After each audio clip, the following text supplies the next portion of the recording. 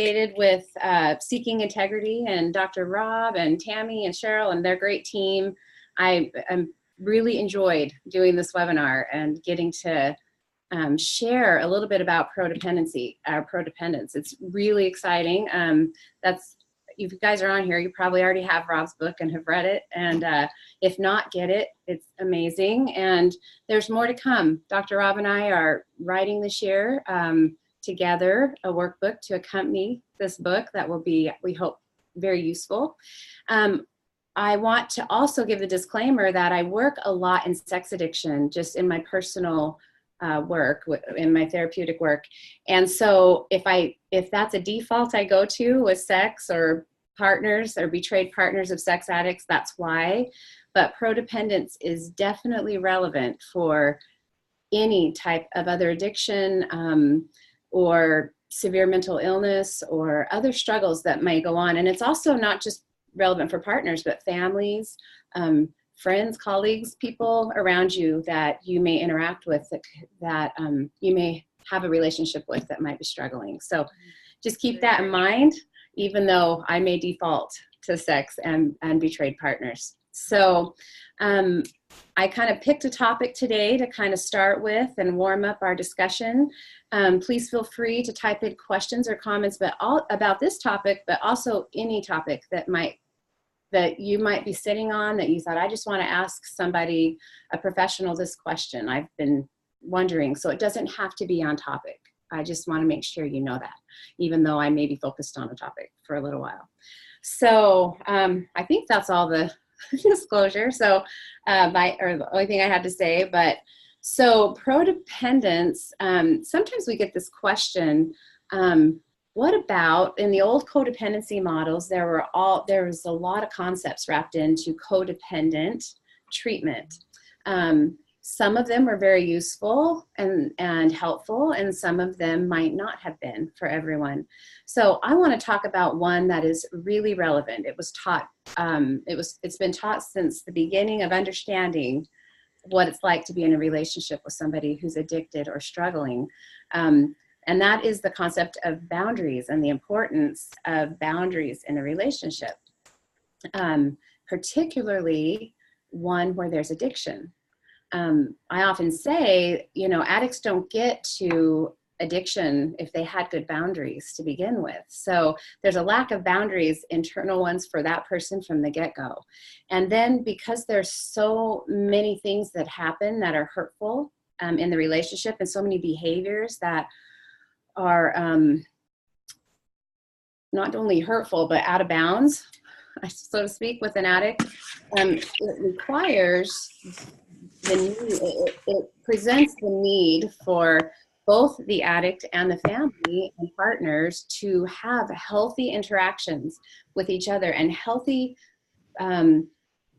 delineations between what's mine and what's not mine, and what's my responsibility and what's not, and what am I okay with and what am I not okay with.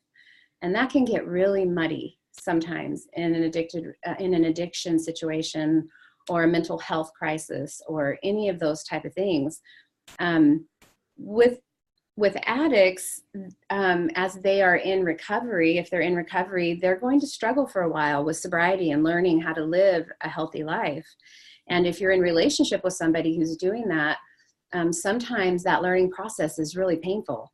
You find out, you thought they tell you one thing and you find out that wasn't exactly true. And, there's oftentimes, coming out of living a life of deceit and lies and gaslighting, and all those unhealthy behaviors take time. So it can be really difficult to understand how to navigate that. So boundaries is one of the concepts that you will want to learn to help you navigate how to do that. And I don't think, we aren't born with boundaries. We don't come into this world like knowing what's okay for me and what's not. And, we come very vulnerable. We come, dependent and reliant on our caregivers to help us with food and water and shelter and love and connection. So it's something we learn, and we oftentimes learn that from the people who are often, we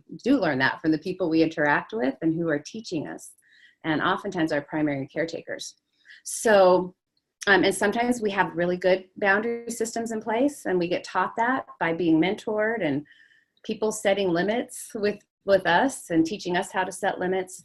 But oftentimes, more often than not, it seems like sometimes we don't get that learning and that teaching, and we sometimes have to learn it the hard way. And then when we get maybe in a situation with someone we love who's addicted, we really recognize, wow, there are so many infractions here on my trust and on my space, and you know, I need some limits here to what's safe for me and what I can tolerate. And that's what we want to talk about today. Dr. Rob lays out a whole section on boundaries and Prodependence, so I would encourage you to read it in the book, because I think I love his take on it from a prodependent place. And so I kind of want to talk about some basics about boundaries. I'll tell you a little bit about how I teach them, and then I'll give you a little more information, putting the prodependent stuff in there. So I often simplify the idea of boundaries. Boundaries are really just limits to what's okay and what's not okay with you. They're things that kind of help us teach people how to treat. And boundaries are not a one-way thing. We need to have those limits for other people in our life and situations in our life, but we also need to have our own. Like if I'm an addict and I'm struggling with addiction, I need to have a sense of what's okay. I need to set limits for myself because I've probably trampled on a lot of people's boundaries that I love. And so I refer to those as internal, external, like the ones I need for myself to keep other people safe and me. And then the ones I need for other people to keep me safe from them. And those can be really difficult to parse out when things get really complicated. And sometimes you may be in recovery and you may be trying to set boundaries and the addict's walking all over them, and you're like, what am I supposed to do with that? I've set boundaries, I'm trying, and they keep crossing and violating, you know, those. And so that can be complicated. So there's 5 areas that I think are useful to know that you'll want to consider in your boundary, in areas that we can, that we need boundaries and that we could, boundaries could be violated. One of those is physical. It's our body. It's our physical space. So that would be, my things, my space. I need to be able to have physical boundaries so that I can protect what's mine. And I need to have boundaries, physical boundaries with others, so I don't go into their space, you know, when they don't want me there, or take things that don't belong to me, or, you know, so physical is a really important one. And I often think of body, I think of hugs, I think of, you know, maybe taking hugs without asking somebody if they're okay with that touch might be a boundary violation for somebody. So physical space and body. And then there's sexual boundaries, what's okay for us sexually, what we're comfortable with, what we're not comfortable with. Obviously there's the overt violations of sexual boundaries, which could be molestation, or, you know, where somebody perpetrates that, and that would be an obvious violation. Sometimes they can be less obvious. They can be things like maybe belittling somebody's sexual development, or making fun of somebody's body, or it might not be overt. It can be very covert. Maybe being in a situation where somebody's telling highly sexual jokes or something like that, and I'm not comfortable with that. Or I do that. Maybe I'm the person who's doing that. I have to be aware of what's okay for me and what's not. Intellectual boundaries is another area, and that's our thinking. You know, the right to our opinions, the right to our thoughts, the right to our own reality about things. And other people have the right to theirs.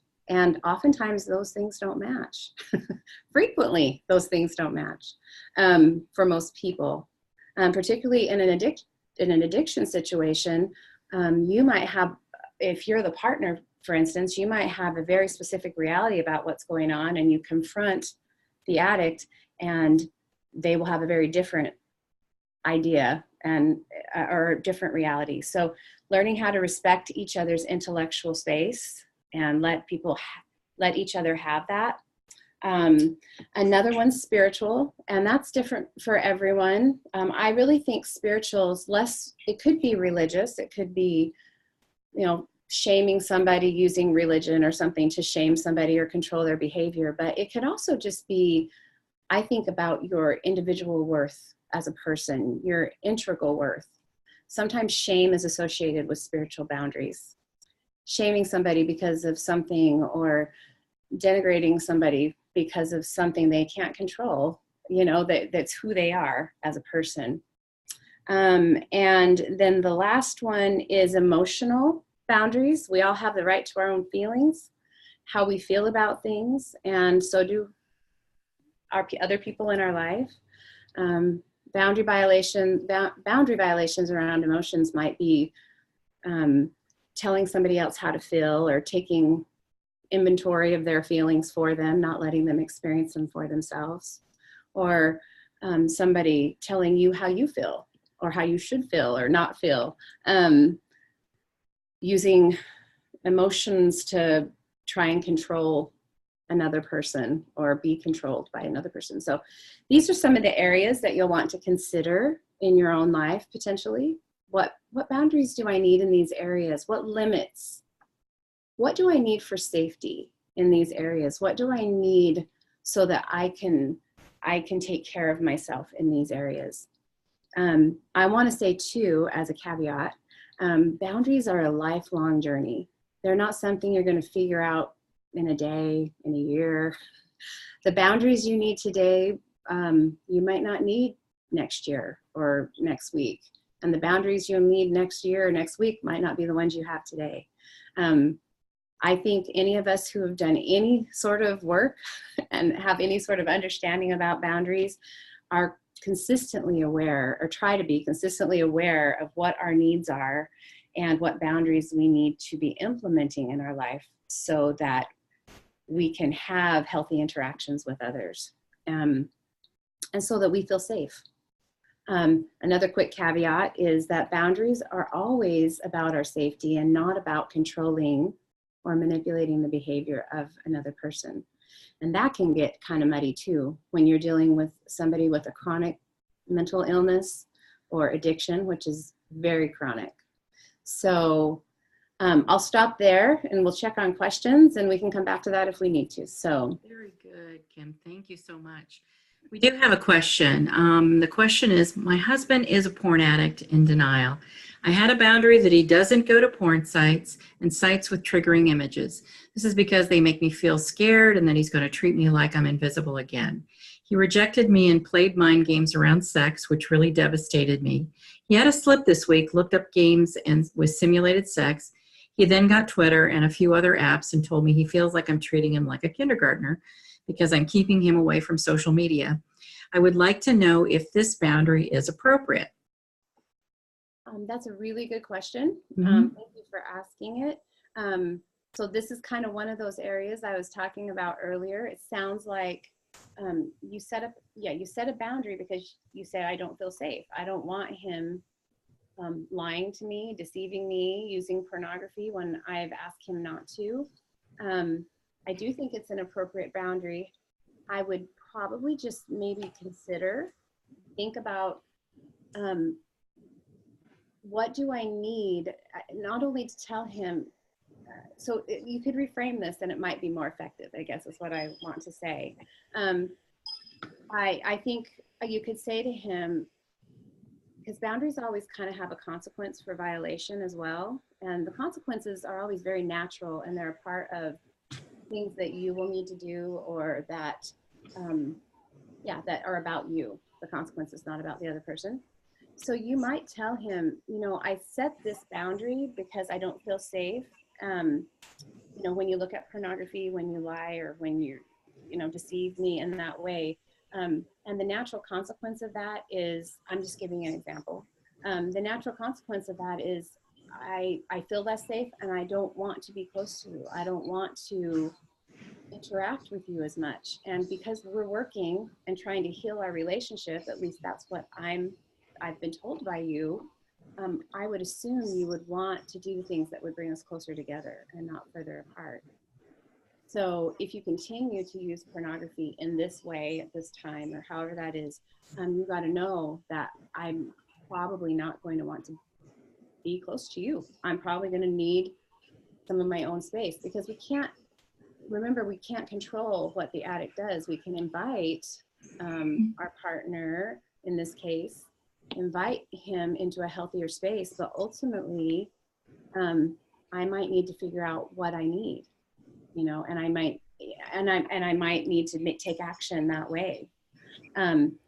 Sometimes, and sometimes that feels, it's difficult to know, is this me trying to control his behavior because I don't want him to look at pornography, or is this a safety issue? And really parse that out, you know, maybe with a therapist, with your support group, people around you.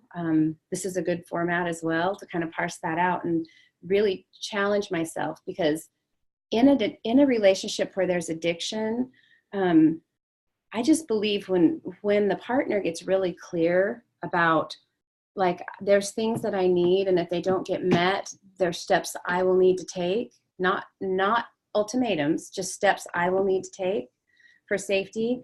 Over time, as I practice that, the addict in your life will understand that this isn't control. This isn't you trying to manipulate. They will understand that you're reaching a limit with this particular thing. And because it's about you.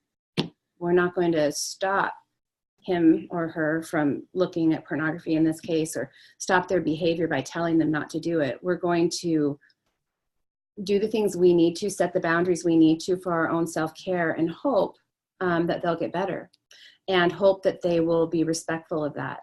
And how we communicate that really matters. How we say that really matters. And we set, from the prodependent place, we set boundaries to figure out how to let people in, not keep them out. But there are times where we have to draw uncomfortable lines in the sand. When we reach our limit, we may reach a limit where I can't tolerate certain things any longer. And I've seen partners say things like, this is what's happening, and every time you step over this line, it hurts me a little bit more, and you have to know I am running out of room for this behavior. It's breaking my heart, and I'm running out of room. I'm naturally wanting to shut down and shut away, or, you know, I feel afraid, or I feel scared. Those are also really good to communicate. So keep at it. Keep at it. It's a great boundary. Keep at it, and keep running those by the people that you trust. You know, your trusted support. That's a great point, Kim. And she responded that she told him if he looks at those sites, she would have to do more self-care, which would mean she needs to spend more time away from him. She did tell him it makes her scared. So that's how she responded. We do have another question. It says, I'm currently struggling a lot with believing that my addicted partner is in active recovery. He says that he's working on things as hard as he can, but I'm very fearful that it's just more gaslighting. I'm also not sure what and how to ask for. He's finally going to good therapy, but has stopped going to meetings, always with an excuse at the ready. I forgot, I'm too tired, I'll go next week, etc. I don't want to push too hard, but I also don't want to continue to be the sucker in the situations. It's been 10 months since I found the tip of the iceberg, but we still haven't managed to get into doing a disclosure despite my asking for that for months. Again, he always says he'll do it ASAP, is working on it, etc., but nothing materializes. Any suggestions? Yeah, thank you for the question. Absolutely, like, you sound like you're you may be in a situation in that some of that early recovery stage where you're not sure what to believe. And all you have is what he does or doesn't do to go on, right? Because history tells me that, you make excuses, or you don't do the things you say you're going to do when you're said you're going to do them. So that's all you have to go on historically. So your communication, I would say, with your partner would need to look like that. Like, just so you know, all I have to go on are the things that you do for your recovery, is action. Your words are really, they don't hold a lot of water with me yet. I'm learning, we're rebuilding trust. And I don't, I always think that actions speak louder than words in these situations. And I think communicating with him about your fears, about what you're seeing, and not being afraid, that if I say these things to him, he's going to think I'm not noticing his work. Let him think whatever he needs to think, or is going to think, but be very honest with him. When I know that you need meetings and support as part of your recovery, and you've told me that, and then you don't go, it leaves me to believe that you're maybe in a pattern that you've been in before, or that you think you know more, or that you're going to, and we know that recovery from addiction requires being a good pupil, not doing things my way. I have to be a good pupil. I have to learn. I have to be humble and be willing to take suggestions that are uncomfortable. It's not easy to leave your house 3 or 4 nights a week for a meeting, or go to a therapist, or spend the money. Yeah. And listen to that sixth sense that you have. The fact that you ask the question tells me that you have that sense going off that something's not right. And sometimes, again, in addicted relationships, if you've been gaslit a lot, I always say your own healing path is learning how to trust you again, not trust your partner. Yeah. It's learning how to listen. And it might or might not be true, but you have every right to that feeling, and you have every right to express it. And I would, if I needed to, I would encourage that. One of the other participants said that she needs to trust her gut, and then she is saying he now also is saying that he's not sure he's an addict, and he doesn't need to follow the steps. Slippery slope sometimes, that is. Yeah. And I will say unfortunately, that's not uncommon.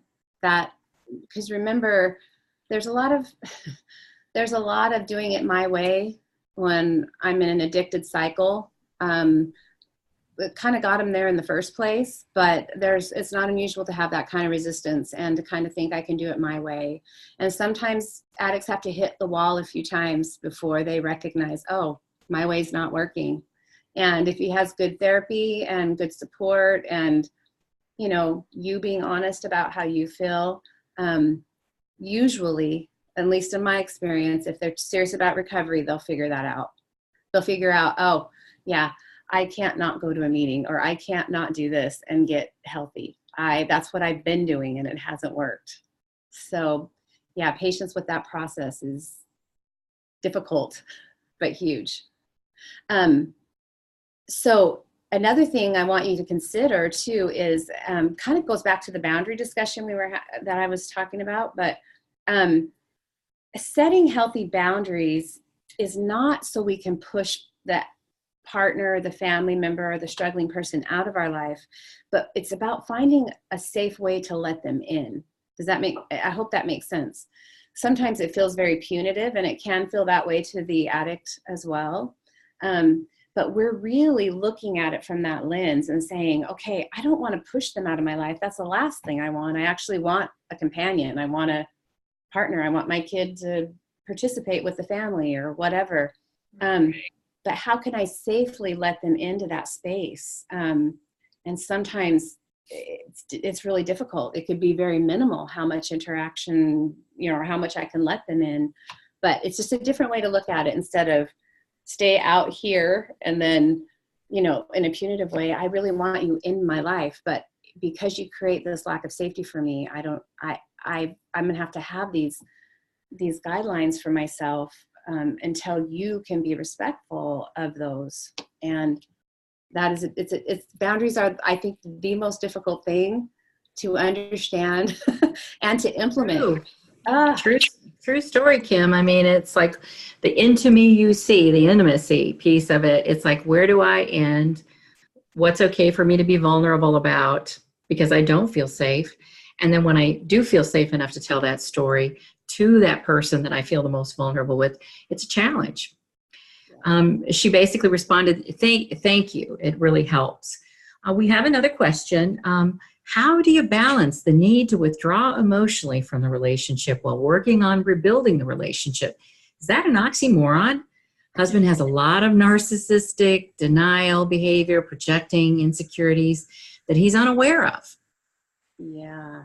Oh, God, that is, first of all, I want to just say that, yeah, this is one of the most painful parts about being in a relationship with somebody that you love. It's not natural in our attached and pair bond, the person that's committed to us, that we're committed to, it's not natural truly to emotionally disconnect.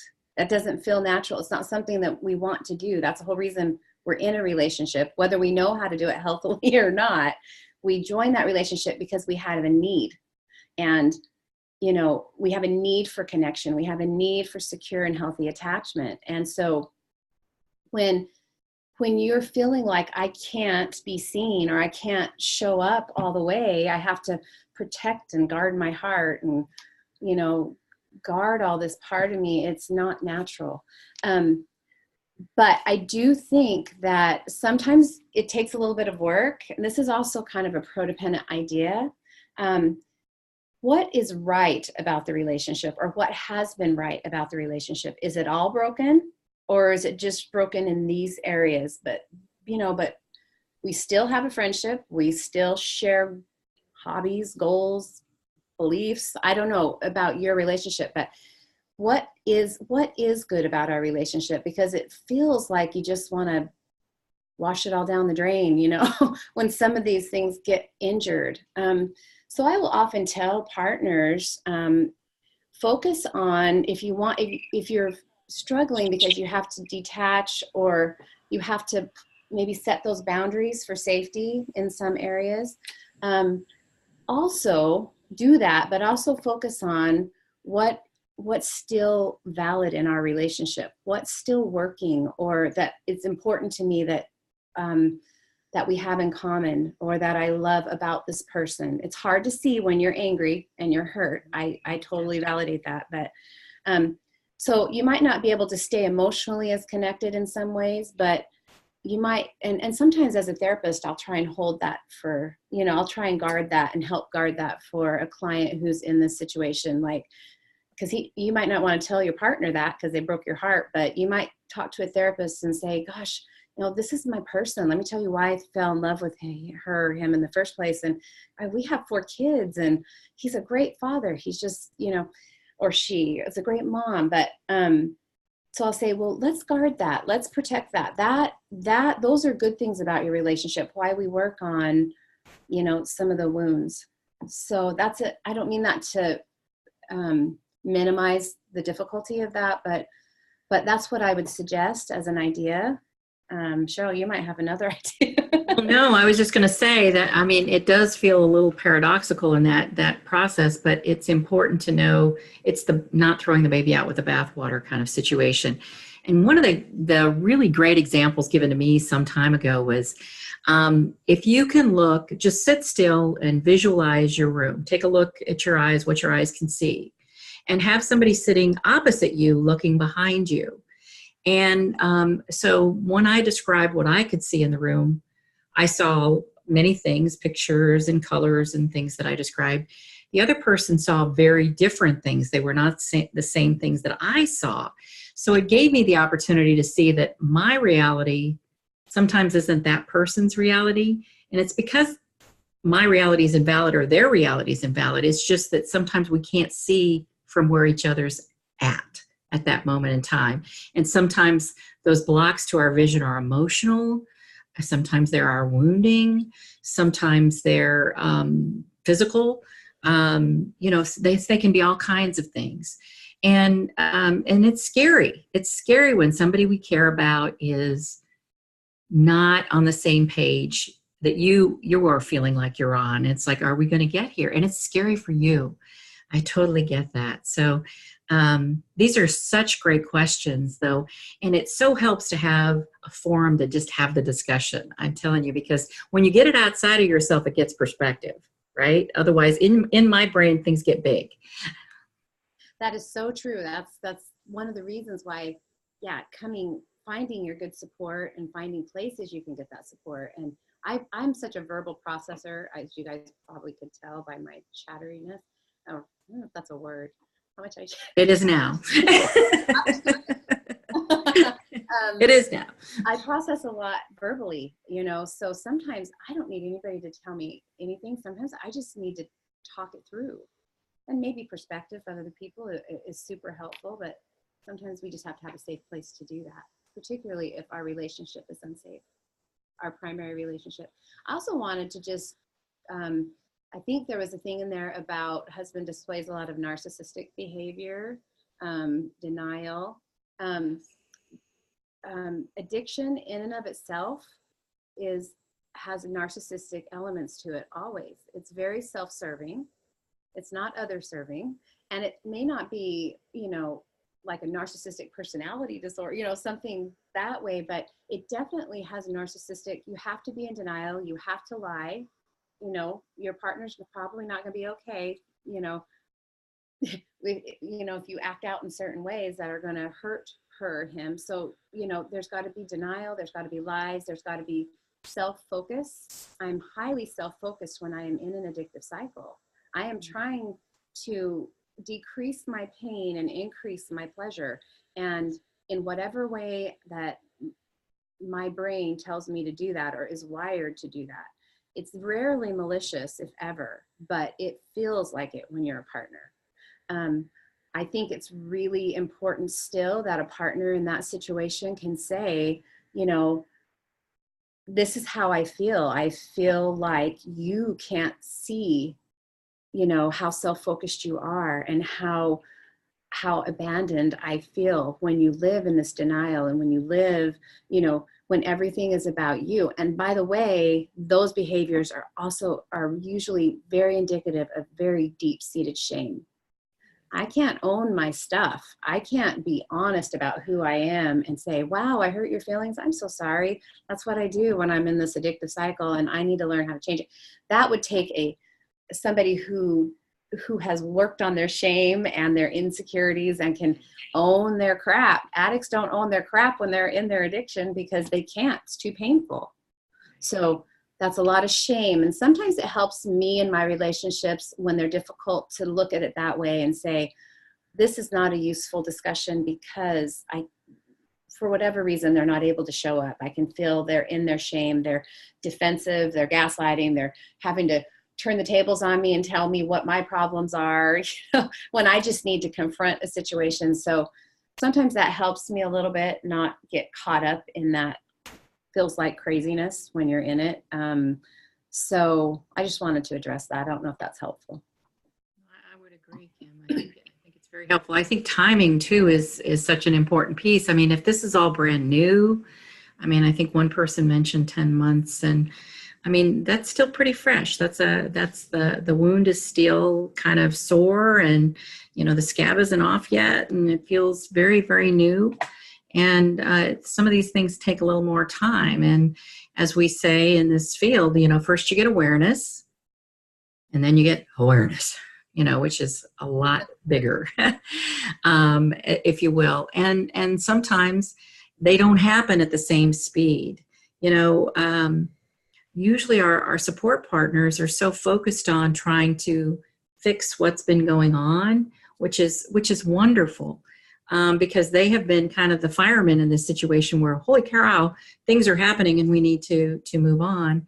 And then, but on the other side, the addict is often the person who has been pushing the boundaries all along, not aware that they're pushing boundaries. And then all of a sudden boundaries are being set and it's like, holy holy moly, what's going on here? She said, no, what's the deal? How come I can't do this? I want my toys, you know? And so it's learning how to do this thing differently. And sometimes I often use the analogy of little children. You know, when we teach our kids what's good, you know, don't touch that hot stove. And of course, if you touch the hot stove, immediately you don't put your hand there again. But we're not hot stoves. So it takes time to gently and lovingly, I think, teach these things. So, but I think your point's really great about holding sacred those things that you value. Yeah. Oh, I love, that's a great way to put it. Yeah. Thank you for those words. I love Oh, that. my pleasure. I think another cool thing too that I love the way in Dr. Rob in the Prodependence book talks about boundaries, and he uses this analogy of staying in your own hula hoop. And he talks about basically staying in only worrying about the things we can control within that space, which would have to do with our immediate space, our own emotions, our own thoughts, our own actions. And that's really hard to do when things are upheaved, you know, in the relationship. But I love that. I don't, is that a metaphor? A hula hoop? I don't know. I can never get metaphor and analogy. But it's a metaphor of a hula hoop, and that really helps me like kind of think, okay, all I can do is take care of what's going on here. And yes, we can be helpful and we can be useful sometimes to our struggling loved ones. It might not look like we thought it would look, or I might have been trying to do that and it's not working, so I need to adjust it. That's where boundaries come in, and our own self-care comes in and things like that. Prodependence talks about it. You may love the person who's struggling, but you may need to learn how to love in a different way, support in a different way. We may need to love, we may have chosen the wrong person to love. I mean, but everything we do generally in our pair bond and in our closest relationships is generally motivated by love. It's just not always useful and helpful. So adjusting those are huge. That's why I thought the boundary discussion we couldn't have it enough, because I remember. True story. Yeah, I remember. It's like using a new tool. You know, you have to practice a lot with the tool in order to get really good at it. So do not feel like you're not doing it right, because if you want to learn how to be a concert pianist, you must practice. True story. Just when you think you got all of it down, they'll hand you a new piece of music. Oh, yes. And you're like, dang it. I had that concerto down, and now what? I don't know what this is. And yeah, I think a lot of grace and a lot of room, a lot of generosity with yourself in this learning process couldn't be overstated as well. Recognizing I'm not going to do it perfect. It's not meant to be that. It's meant to be constantly addressing it. When I was first introduced to recovery in my own life, I heard the word boundary and I fixated on it. I was like, I don't know what that is, but I need one of those. And I don't even know what was said the rest of the time. I'm just wanting that yes. And of course I started like, how about this? How about that? You know, and I had really wonderful people around me who are like, yeah, let's rethink that, you know, helping me navigate my hula hoop and what I could and couldn't control.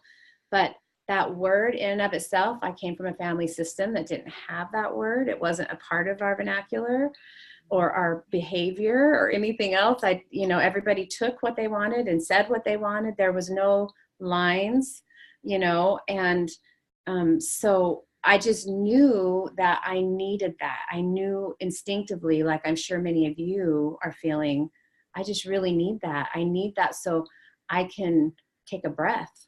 Boundaries give oxygen back in our lungs. Like, oh, okay, I can take a breath. I can say no. I can say, you know, that doesn't work for me, or I need to do it more like this, or, you know, if this keeps happening, no matter how much I love you, I can't stay in this situation. I may have to make a decision about it. So because when you're in a relationship with an addict too, I mean, the problem isn't yours to fix. It's not yours. You can love, you can encourage. I always say invitation's the most control we have.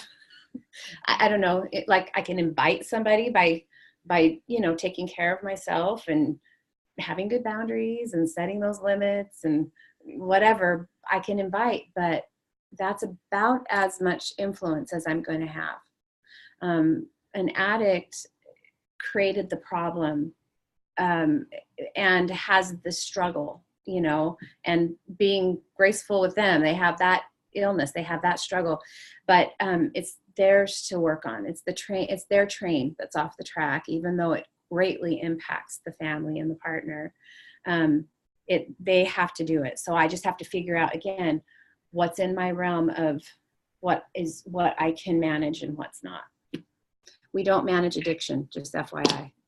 Only the addict can do that. We've got a couple more. Awesome. It says, my husband's in denial about his behavior even today. He doesn't understand that I'm hurt because he told me it was my duty to manually stimulate him. He told me I'm taking the word duty out the wrong way. I don't think I'm seeing the room wrong. I'm not sure. I'm manually. My husband's in denial about his behavior even today. He doesn't understand that I'm hurt because he told me it was my duty. Okay. To satisfy his. Yes. Need. Okay. And that I'm taking the word duty in the wrong way. Oh, yeah. I don't think I would like that word. Me either. Duty sounds like a job. Yeah. And to me, healthy sexuality between two people should be always consensual, and because I want to. And because I feel that desire to be with, to engage in an intimate and vulnerable experience with somebody that I love. So I don't think it's anybody's duty to do anything for anyone other than maybe children that can't take care of themselves. We have a duty.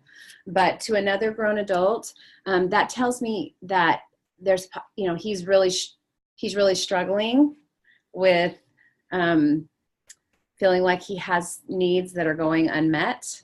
And to me, that's part of the addictive cycle. They have to, an addict will have to learn how to manage arousal when I can't act on it. They'll have to learn how to manage uncomfortable feelings, uncomfortable situations without going back to old patterns. And it is not the partner's job to satisfy, particularly if the relationship doesn't feel safe. If I'm being told what to do, nobody wants that. I want to have the freedom of choice. If you're creating an environment that draws me and invites me into a sexual situation with you because you're safe, that's ideal. But telling me what to do is not, nobody's going to respond. Very few people are going to respond well to that in this situation. So yeah, I would push back on that too, and just say, first of all, even if it's a word that doesn't resonate with me. An invitation because you're being kind would be much better if I feel safe to do that. I don't know that all the situation about the relationship, but if you're kind and safe and creating an environment that draws me near you, the chances of something like that happening would be much better. But it's not my duty to fix your need.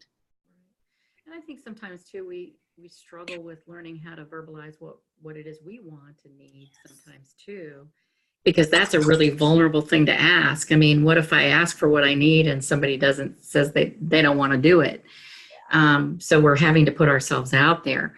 She indicated that she's been working with this a long time, but that it sounds like her spouse has also been working on it and has been making some progress, that he hasn't been in full-blown poor cycle, but he still struggles.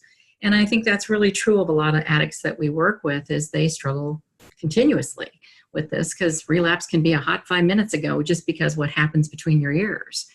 Not necessarily because you actively do something. It's a harder thing. One of our other participants also said she finds it hard to move past the guilt when she realizes it's shame-based, but she gets so angry too. And I think that, first of all, I want to say that's really okay and really normal. My goodness, you're so entitled to being angry, and and don't feel alone. There's menti tantos out here for you. Yes. In that regard. I want to say that too. I kind of, that same idea, there needs to be a lot of space for all those emotions, and you're not alone. And it is really difficult to, navigate some of that, even though your heart wants to move towards healing maybe, or trust, or reestablishing connection. Anger is a real thing, and hurt, and all the stuff that goes along with betrayal. So, yeah. Absolutely. Trust does tend to be earned. A wise person once told me that love is a behavior. It's actually showing me your actions that show me that you are capable of embracing and managing your part of our relationship. And I was like, okay, that kind of put it into perspective. I want to say too, back on the one about my duty, that question, from, if I was going to play devil's advocate for a second, and maybe I feel like too, he may be really struggling with the vulnerability of asking for his sexual needs to be met. He may be being challenged to do that, and it's coming out in kind of a eye-poking way, like, hey, instead of, so it might be useful to have the conversation. I would really appreciate it if you could ask me, this way. Like, it's okay to come to me and say, I would like to, I wonder if you would be open to a sexual, to doing this for me sexually, or whatever it is. And if you approach me that way, I'm probably going to be much more responsive than, hey, it's your job to, and that tells me there's there's some fear there. And addicts, sex addicts at least, number one, if they're aware of their sexual needs, they usually aren't able to, early on in recovery, and when they're in addictive cycles, they're always not aware of what their needs are. They know, I need to have sex. So him figuring out, what do I need and how do I go to a partner to ask for that need, could be a part of his healing, but he might need to keep working on his delivery and his approach. There's where a couples therapist can help too, or an individual therapist, to help you guys communicate that and help him communicate it in a way that you can hear, that you don't want to put up a wall. Sometimes timing too. I mean, perhaps a better time to have that discussion is way before you get to, let's go. The bedroom or whatever. Yes, exactly. And give yourself the opportunity to have an actual conversation about it as adults, because that feels actually a little bit less vulnerable. If I'm really wanting this and I'm thinking in my mind and I'm asking in that intimate moment and I get the no, it's going to feel much more of an owie than if I'm having a conversation, fully clothed at the breakfast table saying, hey, I was thinking about this. Yeah. I want to be supportive of your needs, but at the same time, I have needs too, and I'm wondering if we can have a discussion about it. It puts it in that very adult framework. The person also shared that when it comes to shame, she wants to share that she struggled with it until she started tracking it in her body. She learned that it wasn't always her shame, that it was his shame, and it was way easier to let go of it when she realized it wasn't even hers. True story. That's a really valuable insight there, because it's true. Sometimes it gets really muddy in that relationship, and recognizing, and remember, when we are healthily attached or securely attached, sometimes we have to sort that out. Sometimes we can easily take on somebody else's shame or their feeling. But I love how the individual said that you said, I learned how to track shame in my body. I think that is unbelievable, because our bodies don't lie. But when you are in rough situations, in relationships where there's been deception and betrayal, sometimes I stop focusing. I stop listening. I become unaware of my body and what it's trying to tell me and what it's trying to teach me. And that is incredibly healing when you can kind of learn where things are sitting. If my throat's hurting and maybe I have something to say, if my stomach's aching, this is really basic, but but not for me. It took me years to listen to my body because I was told for many years not to. Everybody else kind of had the idea about how I feel.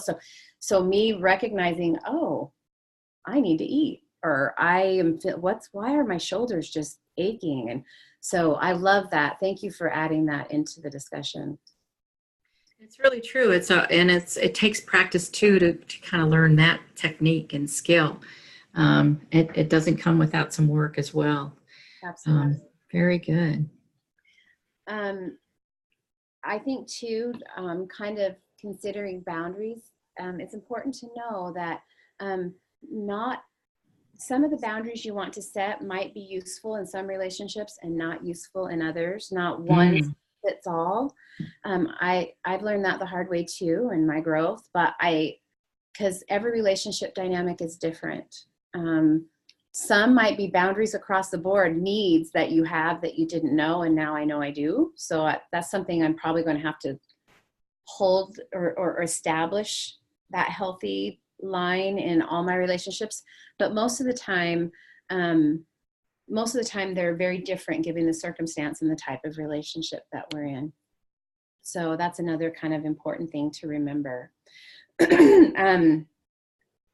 And Dr. Rob in the book also talks about questions to ask yourself before you start kind of trying to set boundaries in the relationship with an addicted loved one. There's so many things to consider, like how deep is this, how deeply mired is my loved one in the addiction?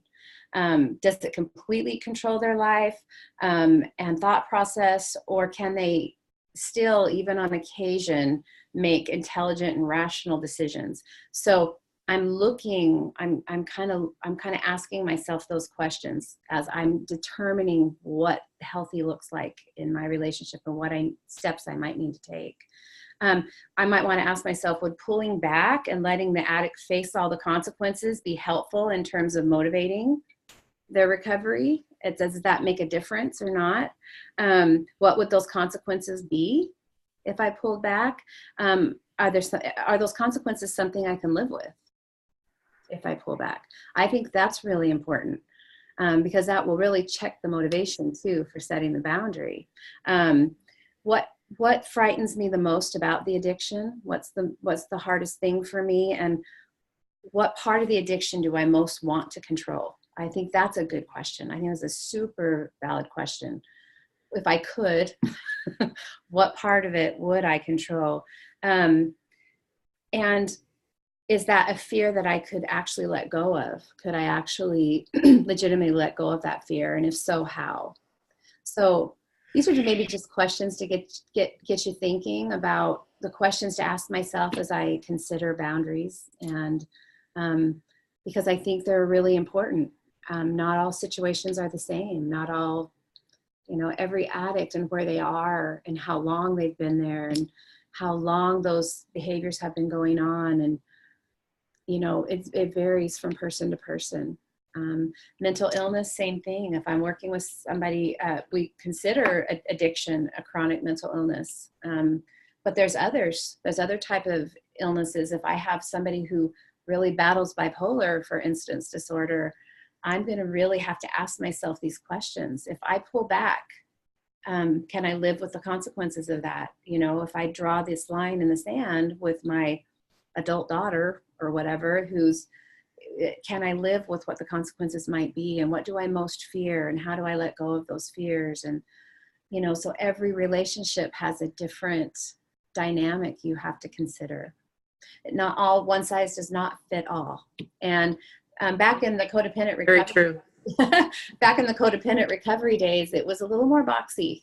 It was a little more, a little more rigid. And I think we know more as we learn more about attachment and the importance of attachment in our life and how to make those healthy. We understand that there's a lot of gray area here. It's not always black and white. And again, that patience piece with yourself is huge. I always tell people, if it's a good idea today, it'll be a good idea tomorrow.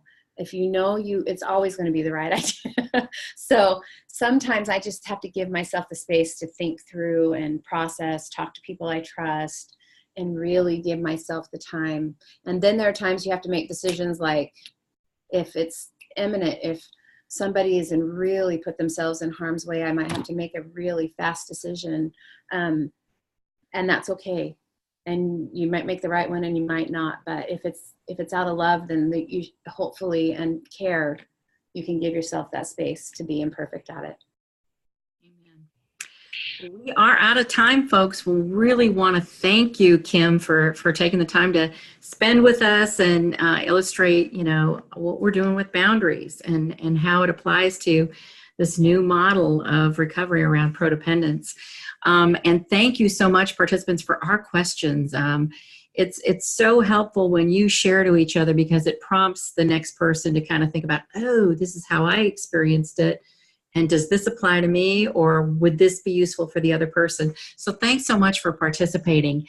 Kim will be back in a couple weeks, right, Kim? Back the 1st and 3rd week of June. I may have a sub the 1st week of June, but it'll be somebody fantastic. So I am going to take a vacation. But I'm here on the 1st and 3rd Thursdays. There's a lot of other great webinars. Please join them. They're awesome.